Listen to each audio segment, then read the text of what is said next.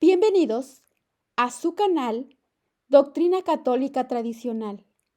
Muchas gracias por escuchar y por sus amables comentarios.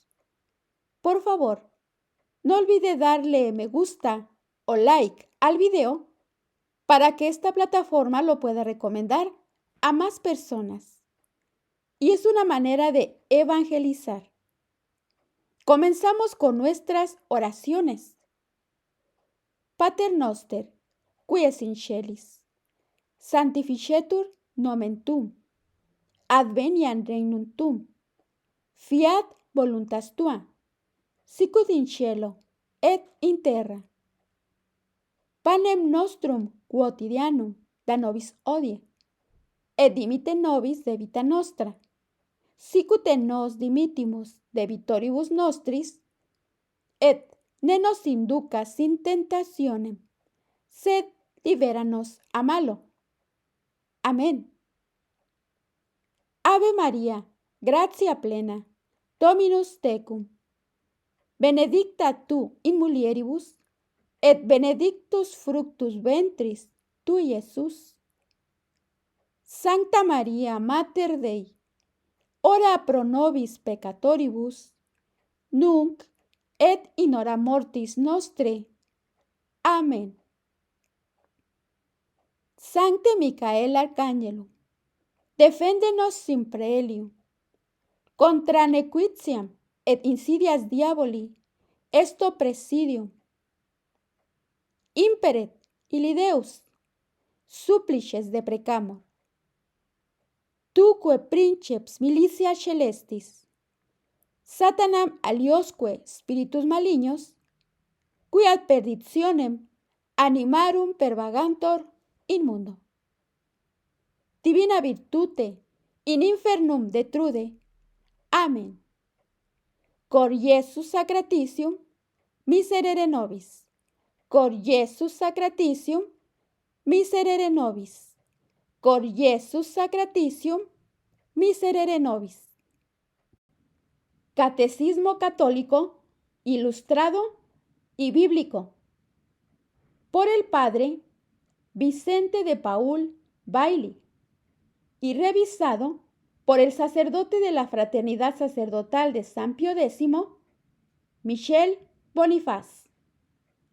Este catecismo, católico por supuesto, explica el credo, los mandamientos, los sacramentos, las virtudes, los pecados y la oración con algunos textos bíblicos, así como también la fe y la moral, y el Santo Rosario. El sacramento del matrimonio une legítimamente al hombre y a la mujer y les comunica gracia para vivir juntos cristianamente. Dios instituyó el matrimonio desde el principio del mundo y Jesucristo lo elevó a la dignidad de sacramento. Génesis capítulo 1, versículo 28 y San Mateo capítulo 19, 6. El matrimonio más santo que ha existido es el de San José con la Santísima Virgen. Para que un matrimonio sea válido, es preciso, primeramente, que no haya ningún impedimento que pueda hacerlo nulo. Y segundo, que se celebre en presencia del párroco, de uno de los esposos y de varios testigos. Hay dos clases de impedimentos matrimoniales. Unos anulan el matrimonio, mientras que los otros, sin llegar a hacerlo nulo, hacen que sea un pecado al contraerlo. Los impedimentos más ordinarios que anulan el matrimonio son el parentesco y la alianza hasta el 4º grado, es decir, casarse sin permiso del obispo con un no católico o no católica. Y el parentesco espiritual que resulta, por ejemplo, del bautismo entre un padrino y su ahijada, y entre una madrina y su ahijado. La Iglesia manda que se publiquen las amonestaciones antes del matrimonio para descubrir los impedimentos que pudiesen oponerse a su celebración. A veces se puede obtener del Papa y de los obispos la dispensa de un impedimento del matrimonio, cuando haya para ello razones suficientes. Para recibir dignamente el sacramento del matrimonio, hay que contraerlo con intenciones y fines cristianos, prepararse por medio de la oración y de una buena confesión y, en lo posible, mediante la Sagrada Comunión. Se aconseja mucho leer el documento del Papa Pío XI, Casti Connubii, sobre el matrimonio cristiano. Casarse en estado de pecado mortal es un sacrilegio que suele atraer la maldición de Dios sobre las familias. Las personas que solo están unidas ante la autoridad civil no están casadas según Dios. Viven habitualmente en pecado mortal y son indignas de recibir los sacramentos y la sepultura eclesiástica.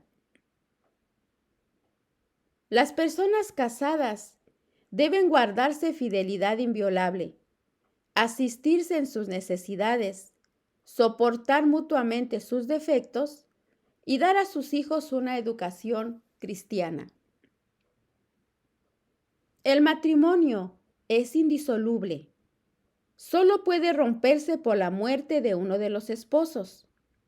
Lo que Dios ha unido, dice Cristo, no debe separarlo el hombre.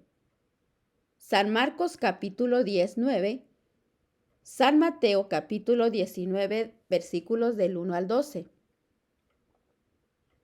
Vivir en unión libre es pecado. Primera de Corintios 6, versículo 9. Divorciarse después de haberse casado por la iglesia y juntarse con otra u otro es adulterio.